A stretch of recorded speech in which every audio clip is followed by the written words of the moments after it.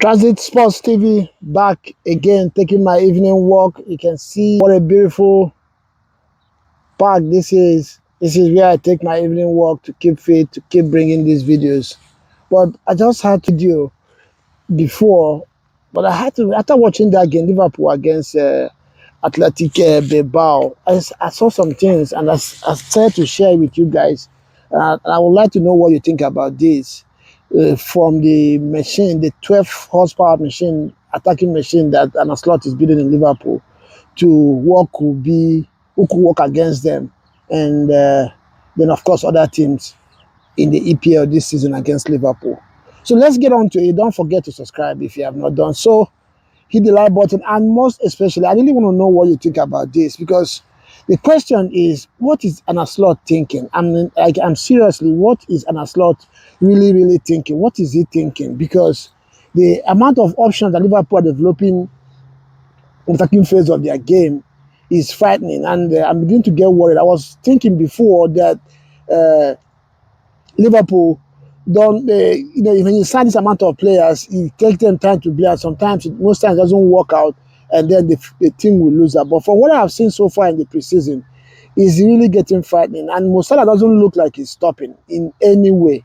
Like I said, the machine up front right now, you have Gakpo, you have Salah, you have Vitz, you have Ekitike, you have Curtis Jones, and Darwin Nunes is still there. We don't know if he's going to leave or not, because of what Newcastle are doing with Isak. Nunes might end up not good, but Liverpool is not getting the offer they want for Nunes.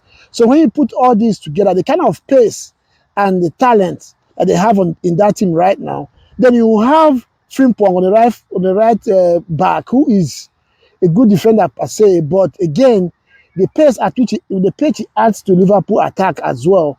On the left side, what's his name? The left King Kakas or whatever they call him as well is there on the left back. So I was watching that game today, and I said to share my thoughts with you guys. First of all, like I said, the combination already that I'm seeing between Vitz and Salah is frightening. It looks like they've been playing together for a while. Salah, of course, missed his penalty today, but the combination was frightening.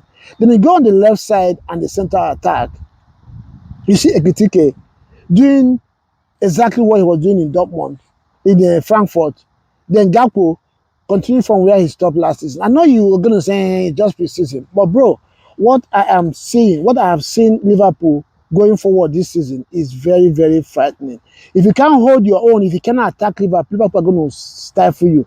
And the one thing I like this Liverpool is there's something they do that I've been saying Arsenal needs to start to do, which is use all the spaces in the field, make teams to come out a little bit, so you can have space for forward players to run in behind.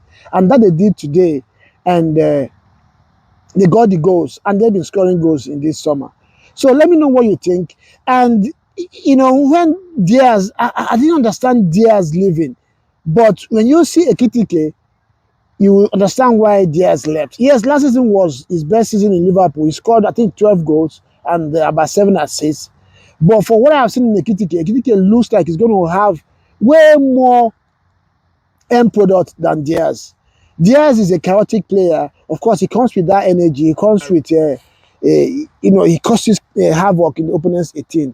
But most times, he lacks end product. But today, from what I've seen in Ekitike, and even before now, you can imagine what Liverpool is going to offer or going to do to teams going to the season.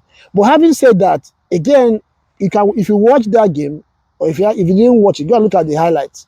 About 40, in fact, after the first half or close to the first half, by second half, Liverpool tired out. All that pace disappeared, and Athletic Bilbao kind of got on Liverpool. They became more structured and always got back. If you remember, that game was Liverpool scored 1, Bilbao equalized. Liverpool scored 2, Bilbao equalized. Then Liverpool got their third goal, which was a very wicked deflection as well, or mistake from the goalkeeper. So while I was pondering about this attack, I saw the weaknesses of this squad, especially without Van Dijk, because they looked very fragile defensively. Frimpong When it's time for him to defend, he can defend very well. But he looks like he doesn't really want to defend. He wants to go forward.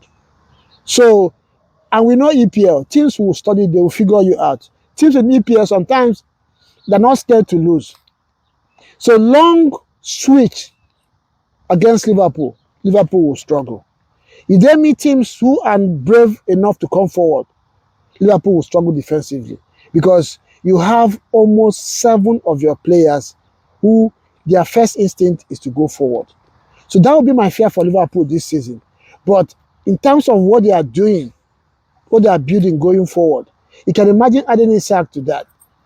My prayer as an Arsenal fan is for you to work against them. Like everybody wants minutes, and then there will be chaos in the dressing room, then a slot will have issues and it will not work. But if it's in terms of talent, if it's in terms of what they are building, especially going forward, and I think Liverpool are preparing for Mo Salah, mostly maybe by end of this season, they will be ready to let Salah go. So maybe that's why they're assembling this ammunition. And honestly, I'm really worried.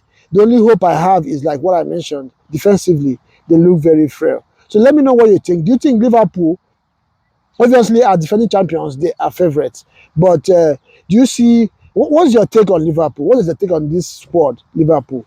Let me know what you think. And as we get ready for the new season, don't forget Transit Sports TV. We are rebranding. We have so much coming on. We're going to have a lot of watch-alongs and live streams. So keep the dialogue on Transit TV so I don't miss anything. And I'll see you again next time.